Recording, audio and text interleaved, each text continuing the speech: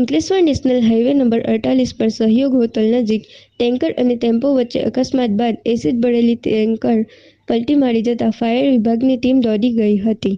Ankleshwar national highway number 48 પર છાસવારે અકસ્માતના બનાવ સામે આવતા હોય છે. ત્યારે ગઈકાલે રાત્રે ટેન્કર નંબર GJ12BW1952 તેમજ આઈસર ટેમ્પો નંબર GJ36T1417 વચ્ચે અકસ્માત સર્જાયો હતો.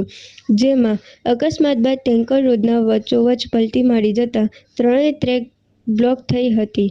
અંકલેશ્વરથી ભરૂચ તરફ જતા હાઈવેની ટ્રેક બ્લોક થતાં ગણતરીના લોકોમાં વાહનોની લાંબી કતારો લાગી હતી.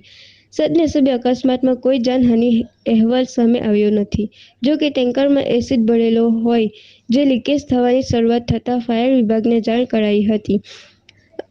અંકલેશ્વર ડીપીએમસીના ફાયર ફાઇટરોની ટીમ ઘટના સ્થળે દોડી આવી હતી અને લીક થયેલ કેમિકલ પર ફોર્મનો મારો ચલાવી કોઈને ગેસ કે કેમિકલની અસર ન થાય તેવા પ્રયાસો કરાયા હતા.